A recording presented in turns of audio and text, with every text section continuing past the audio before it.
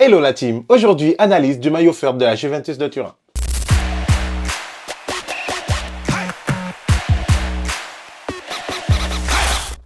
Alors contrairement à leur maillot domicile qui est un vrai copier-coller du Beşiktaş, Newcastle et aussi du maillot strip 2024 disponible chez tous les magasins de sport qui se respectent. Merci Adidas pour les travaux. Le maillot Firth lui se veut iconique et forcément qui dit iconique dit back to the past. On part sur les codes du polo, déjà au niveau du col avec bouton, vraiment comme les premiers maillots de foot.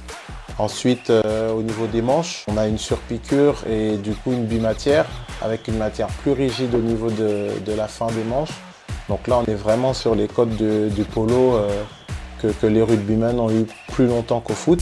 On a la recherche aussi de ce côté épuré qui fait beaucoup référence à l'ancienne. C'était des maillots sans fioriture, on avait des maillots vraiment unis. Parfois certains rayés, mais pas plus. Pour créer cet effet vraiment uni, on a les bandes Adidas qui passent en monochrome, qui se fondent dans la couleur du maillot. Concernant le logo, là aussi, on veut vraiment faire un petit clin d'œil au passé.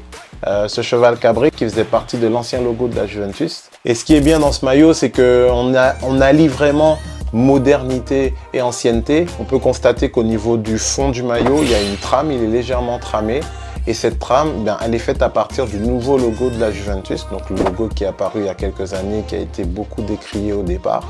Finalement, je pense que les gens s'y sont faits. Donc effectivement, c'est subtil, mais je trouve ça très intéressant, cette texture qui est créée au niveau du maillot, parce que c'est des choses qu'on peut voir de près et pas forcément de loin. J'aime bien apporter aussi, moi, dans les maillots que je crée, cette subtilité, cette différence. C'est comme si on redécouvrait le maillot quand on le voyait de près.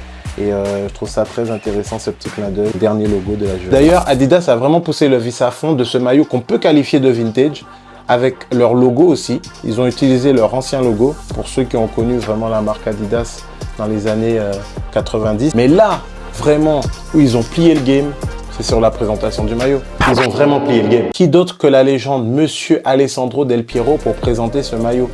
Alors là, franchement, ils ont fait fort parce qu'ils sont restés cohérents de la création du maillot, les éléments qu'on y retrouve, à la communication sur ce maillot. Moi, je dis chapeau. Rien que pour ça, ce maillot, je lui mets un bon 8,5 sur 10. Voilà, c'était la présentation du maillot Firth de la Juventus de Turin. Et je précise bien Firth parce que sur le maillot domicile, je pense qu'ils se sont un peu payé notre tête.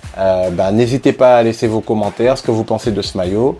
Une note sur 10, pourquoi pas aussi, ça me permettrait de voir ce que vous en pensez. Si l'analyse vous a plu, n'hésitez pas à la partager. Et laissez-moi en commentaire si vous souhaitez que j'analyse certains maillots qui vous tiennent à cœur, que vous aimez ou que vous n'aimez pas d'ailleurs. Je me ferai un plaisir de me pencher là-dessus. Time out!